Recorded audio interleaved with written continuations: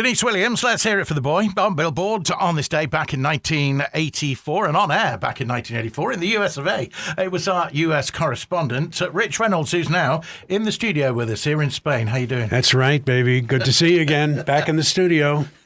Excellent. Great. You're not too well, though. Struggling a little bit. Struggling a little bit. Got a little cold, got a little cough, but we'll power through. We'll be okay. I'm sure we will. First of all, the situation in Iran and the reaction from the United States to the death of President and the Foreign Minister in that helicopter crash near the Azerbaijan border. Well, it doesn't look like these two guys were terribly well liked within the country. It sounds like the general populace was not too broken up that they perished. And of course, it's sad when anybody dies. But it created a really sensitive issue with the U.S. because we are not exactly friendly with Iran, and most countries are not friendly with Iran. So what do you say when they lose their leaders?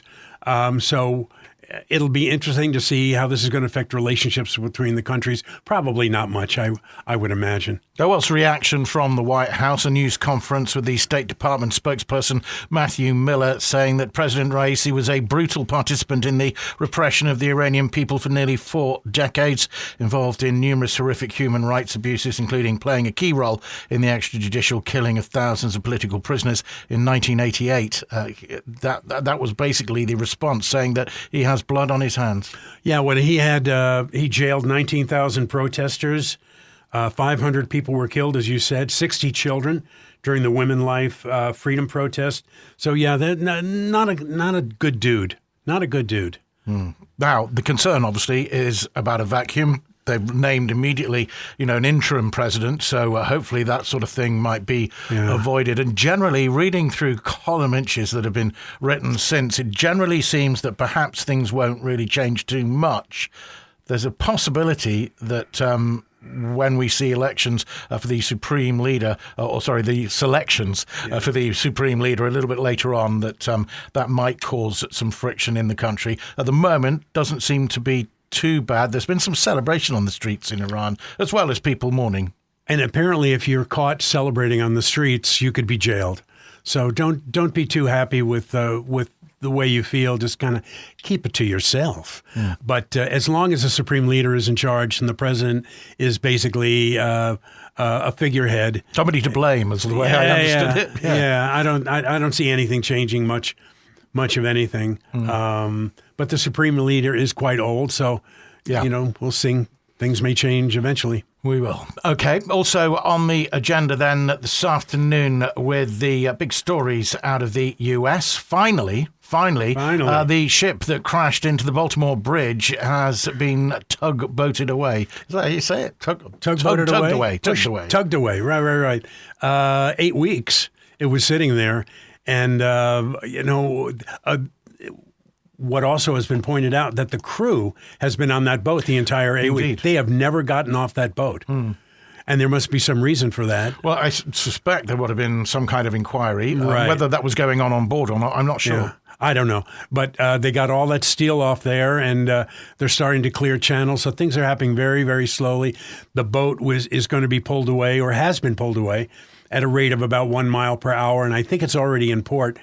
When we started following the story, it was a couple hours ago, but I think they should be in port by now, and they're offloading the ship now, which means that the good news is that now that they can finally take all those things off the ship, you and I will finally get our Trump Bibles. Well, the containers, full of Trump Bibles. Yeah. Wow. Very good. I've been waiting. Did you manage to get the signed copies, though? That and the Trump sneakers. I want a pair of those. The gold ones. The gold ones. Okay, we'll continue with our U.S. correspondent, Rich Reynolds, who will be talking Rudy Giuliani. Oh, good Lord. I think about Giuliani a lot because, number one, you can't help it if you're an American, because when 9/11 happened, 23 years ago, it was a catastrophe. Defining moment. But it was a defining moment. But prior to that, he was mayor of the city. The city was really in the dregs. I mean, it was a toilet, an absolute toilet, and and crime was up, and garbage was everywhere, and rats were everywhere, and you couldn't go down the street. And he kind of cleaned things up. Others will say that he got more credit than he should have had, but in essence, he did a very, very good job as mayor. Even I will admit that. Then when he left office, he went into private practice as an attorney. He went into a bunch of things, got hooked up with Trump, and then all of a sudden things started to go off the rails. I mean, look at what... Funny that. Yeah, I don't know whether... I think we were talking off air whether he's gone crazy or what, but... I think there might be a little bit of mental illness there. Well, let's face it, nobody would like to receive indictment papers at their own birthday party, however. What's the story there? So he's at a birthday party. He's at a birthday party in Florida, and what's happening is the people in Arizona are chasing him down to try to serve him for this, the whole idea of votes being counted and things with Trump. So what happens is he posts something on X that says, quote, "If Arizona authorities can't find me by tomorrow morning, they must dismiss the indictment. They must concede that they can't count votes." Now, he posted this Friday night, and he also posted a photo of him smiling with balloons and a cake and all this stuff. And by the way, they found him an hour and 14 minutes later. Oh, dear. What a clown. What an absolute maroon this guy is. I mean, so they're singing happy birthday to you, and you never know what other tune they're going to be singing coming up. So, yeah, they caught him pretty quick. So he's grappling with bankruptcy, as we understand it, debts of $148 million. Yet he's just launched a new, venture, I suppose, as a coffee salesman. Rudy Coffee. Who wants Rudy Coffee? It comes in 3 flavors, which are sweat, hair dye, and desperation. But the desperation is decaffeinated, so that's better. So it's better for you. You are still a comedy writer. No. Who gave him all this money and forwarded him this to do this? I mean, the road is littered with people doing things like this, and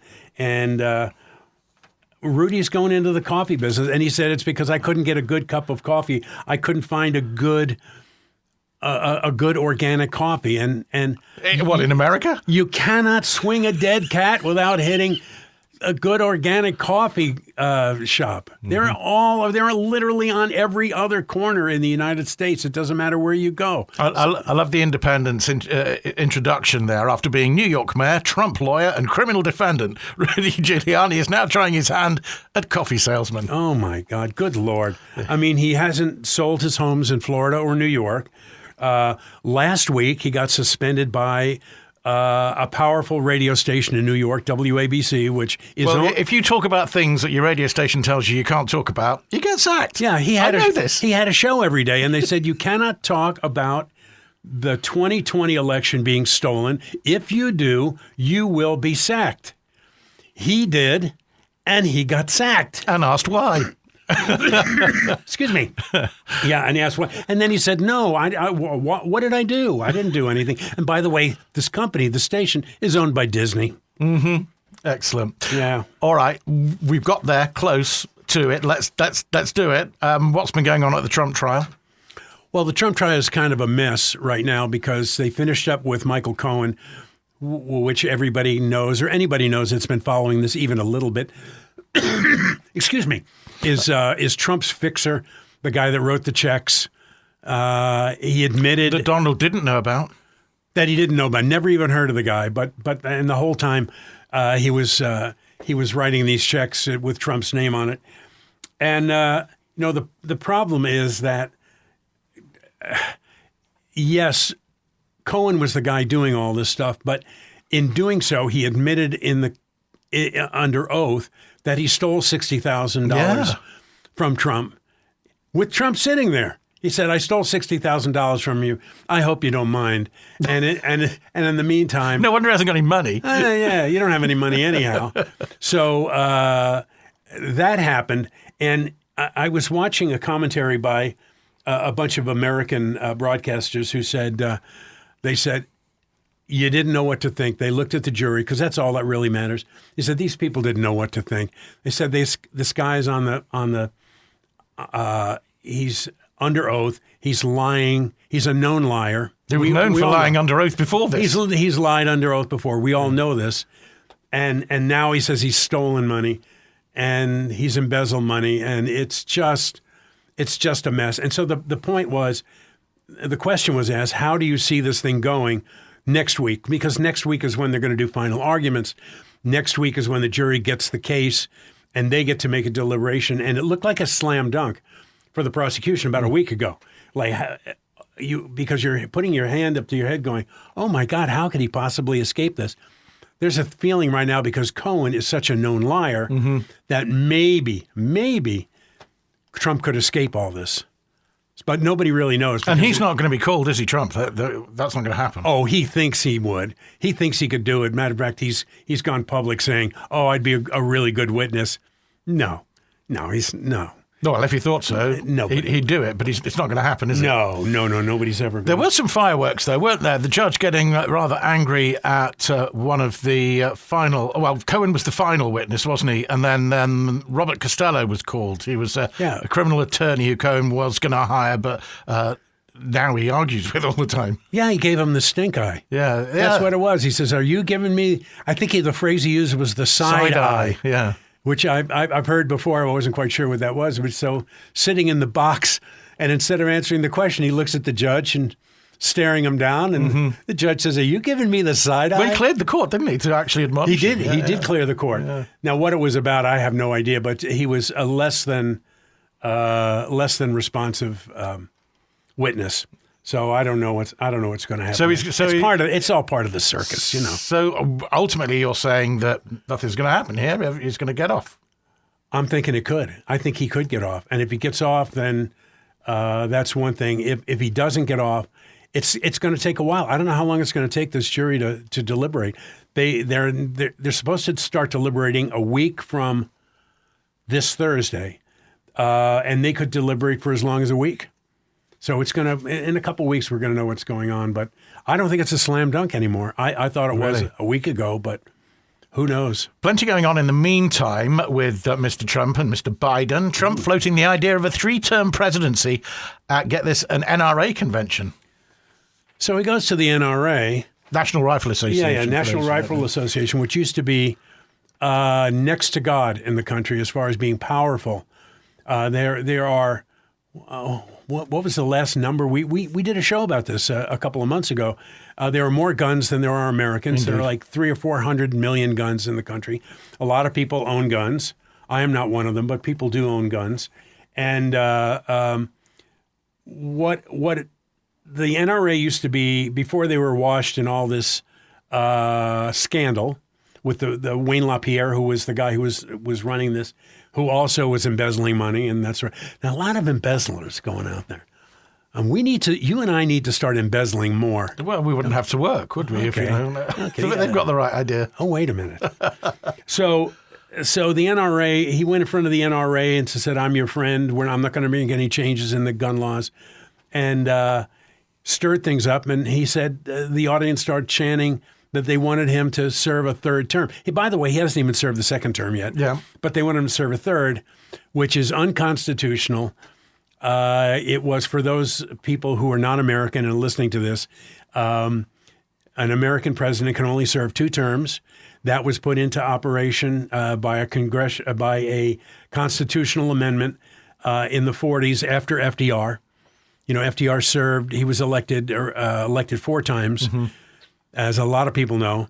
And so now it's that. To change that would mean a new constitutional amendment, which would require a vote of 2/3 of the House and the Congress.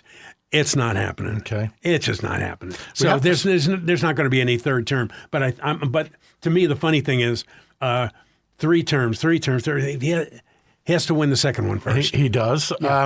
The Biden administration, of course, has been working to curb gun violence, so you can see why he was garnering support from there. Joe Biden, meanwhile, with his own speeches as the election rallies continue, and Joe Biden, that is, the current president, asked at a civil rights event, what do you think Trump would have done if black Americans had stormed the Capitol?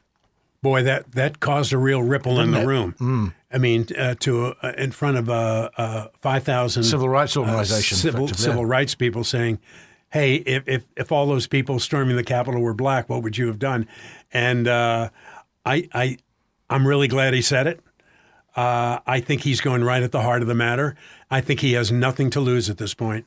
So I think it was really, really a smart thing to do. Rich Reynolds, our US correspondent, with us this afternoon, trolling through the stories that have been making the headlines over the past 7 days in the United States. And Joe Biden reacting to the International Criminal Court prosecutor for Israeli Prime Minister Benjamin Netanyahu. We had this story as it broke yesterday. Also, of course, naming a number of Hamas individuals on alleged war crimes. There's been quite a sharp reaction from Benjamin Netanyahu, but also from Joe Biden.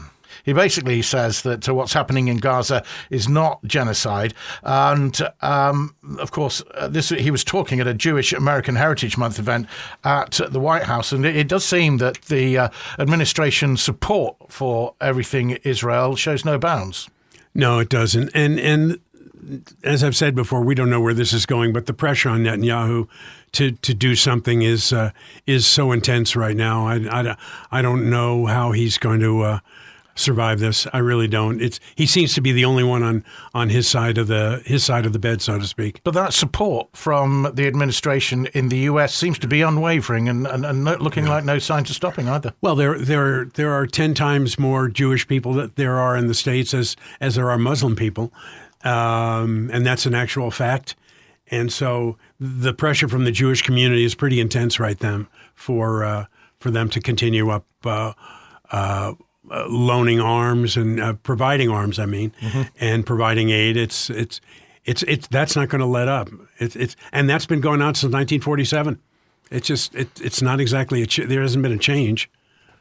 Let's, before we move away from Mr. Biden and Mr. Trump, talk about the Donald Trump biopic, The Apprentice, which this has been on Cannes. And I know you're a big film buff, aren't you? Yeah.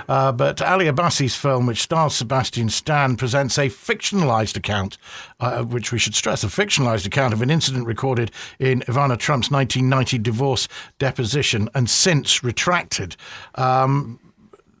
This is a story that she retracted it in court. Yeah, and this is a story then that isn't true, and whereas you never really know what to believe or what not to believe about what happens with American politics and the stories, and certainly the films come out from it. But already this is an incident that apparently didn't happen.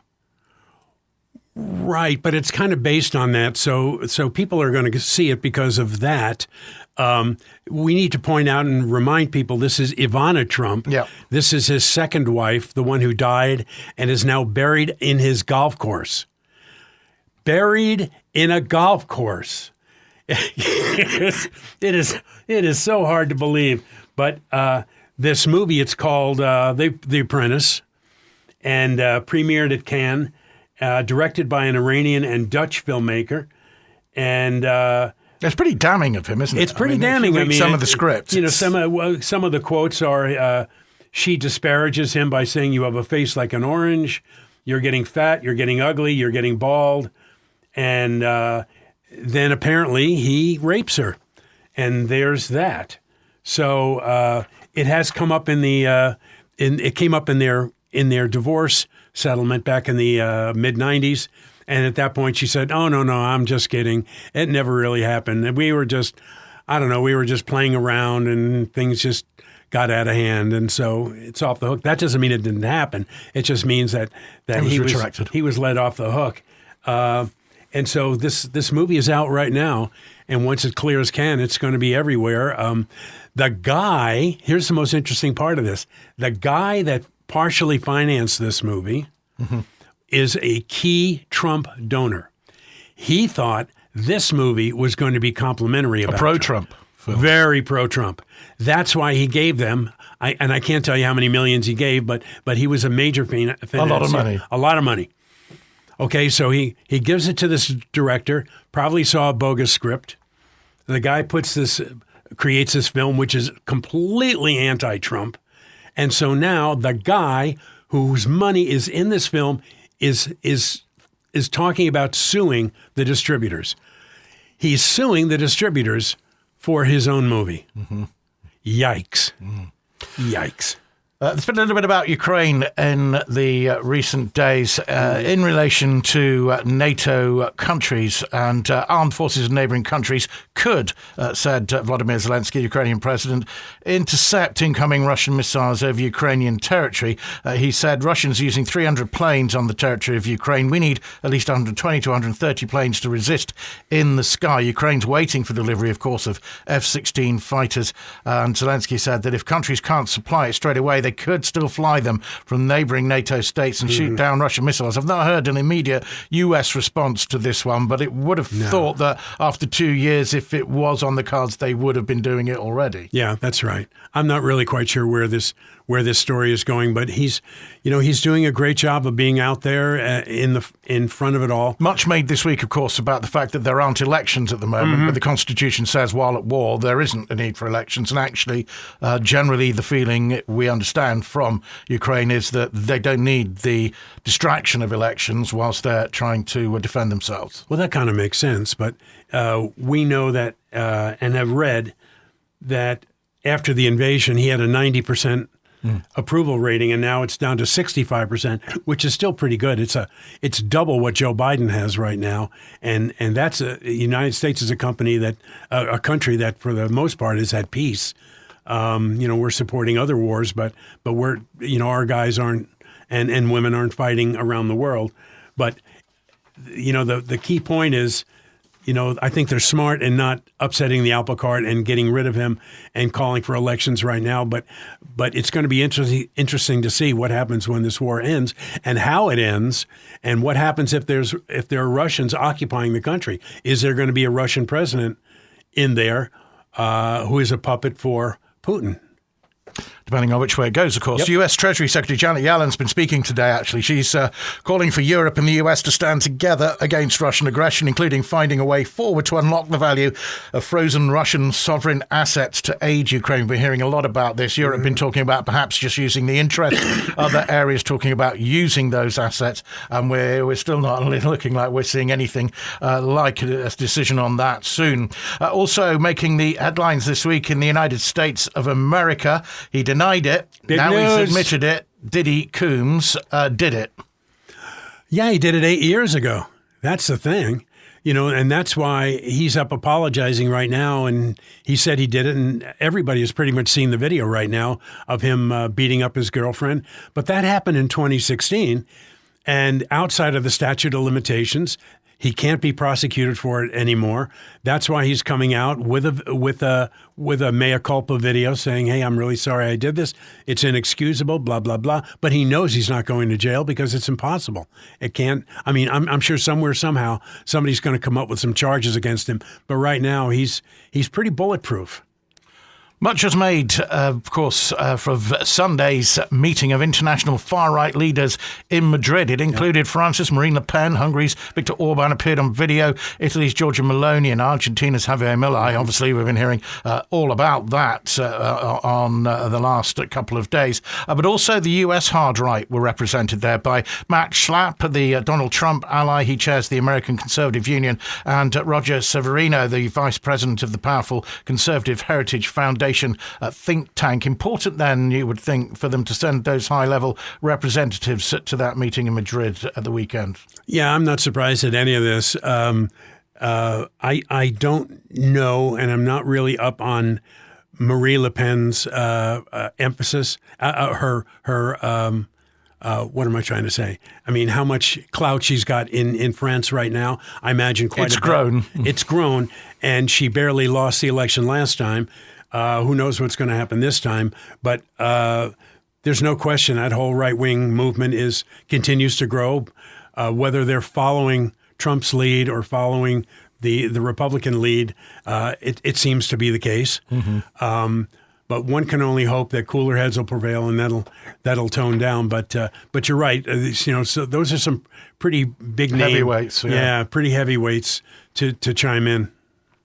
He's back in the news again. WikiLeaks founder Julian Assange. He's now allowed to bring a new appeal against his extradition to the US. The High Court's ruled in the past couple of days, granted permission to appeal against the order that he be sent to the US to stand trial for leaking military secrets. You were talking about Diddy there. At some point, we'll be in a position where he can't be tried anymore either, Julian Assange, if this carries on. I think, though, if it's a national story, if it's the case where he's violating federal law, it's federal. I don't think there's a statute of limitations. You could do it 30 years from now, and they're going to still hook you up and extradite you and Joe Biden and string you did up. talk recently about perhaps dropping it, though. He did. He did, yeah. What did he? That wasn't long ago, just a week or so ago, that he was talking about. You mean just about Assange? Yeah. Well, I just don't know how long you can hold a grudge against the guy. But what he did was pretty inexcusable. But I get that. But it was a request from Australia for the US to drop it, and Joe Biden said he was considering it. Okay. We don't know at the moment, but obviously the latest on that is that he can now bring a new appeal against that extradition. A few other things for us to look at this afternoon. You picked out Simone Biles winning the Core Hydration Classic on the road to the Paris 2024 Olympics. Expecting big stuff. Yeah, one of the things is not so much that the Core Hydration Classic is a big thing. It is one of the stops in the area of preliminaries for the Olympics. But Americans are very, very proud of our not only our Olympic team, but really of our gymnastics team. And Simone Biles can do no wrong in the U.S. She is a massive talent, and everybody knows what happened with her in the previous Olympics, where she wigged out a little bit and said mentally she wasn't in a space, and she backed out of, I don't know, it was halfway through the Olympics. She just kind of walked away. But she's back now with a vengeance and looks spectacular. And there are also some other people like Gabby Douglas, who was even older. Gabby Douglas is almost 30 right now, and she's coming back and doing some things. So we have a decidedly a little older Olympic team. But Simone Biles won a lot of events, had a little problem on the uneven parallel bars, but outside of that, or the high bar. Looking for better things this time around. One of my favourite stories of the week out of the US was the first black astronaut candidate, who's now 90, getting into space on the Blue Origin flight. The ex-Air Force captain Ed Dwight, who was passed over by NASA in 1961, now the oldest person to reach the edge of space with Jeff Bezos' space firm. Who was the second oldest? It wasn't long ago, was it? It was. Oh, go on. Are you going to say? Oh, it was. William Shatner. Right, yeah, that was right. It wasn't long ago. Just not long ago, last year. Yeah. And Shatner was the oldest. He's 90. It's hard to believe William Shatner is 90, but this man was passed over. He was called one of Kennedy's boys. Chosen by President Kennedy to go up. And after President Kennedy was killed, they somehow forgot about this guy, and he went out and forged a life of his own. Now at 90, he went up into space with the aid of a benefactor who paid $500,000 for him to go. It's nice to have friends like that. Isn't it? Oh yeah. You want to go to space? That's why you and I are going. Yeah, you're not going to get me there. No, you wouldn't go? I don't think so. Oh, I think you'd go. You'd do it. I'd hold your hand. I'll go on if you're paying. I'd hold your hand. Come on. All right. And we've got a final one for the roads about a cat named Max. Wow. Tell us about Max. He's great, isn't he? The master of litters, apparently, given an honorary degree by U.S. University. There's always got to be a great cat story around somewhere. This is your story. You go ahead. And Vermont State University conferring the doctorate in, get this, literature upon a tabby for being a keen hunter of mice and beloved figure on campus. Oh, I don't believe this. Oh, meow. Men named Max have won the Nobel Prize. That's Max Planck, and the Oscar for Best Actor, Max Schell, and Formula One World Championships, of course. Max Verstappen, but a cat in the US named Max now joining those lofty ranks, earning a doctorate when the Vermont State University bestowed an honorary degree on the campus-dwelling tabby. Yeah, excellent. It's got to happen, this sort of thing. Well, they said he caught mice really well. Yeah. Boy, the bar is set low at that school. Excellent. Rich, what are you looking for over the next coming week in the US of A? What are you looking at? The most important thing to me is that this Trump trial end. It's got to come to an end. It's the least important trial of all four that he's up for. Mm-hmm. I hate to say it, but once we're done with this, we can move on to convicting him for other things that he's guilty of, like the trying to buy off electors and that sort of thing. But there's no question that hopefully in the next 2 weeks, this New York trial will be over. We're getting to the point where there's very little to talk about. We're not going to see any of those other trials, really, though, before the election, are we? They may happen after November. Excellent. All right. Our U.S. correspondent, Rich Reynolds, always good to see you. Thanks very much. Adios, muchacho. Cheers.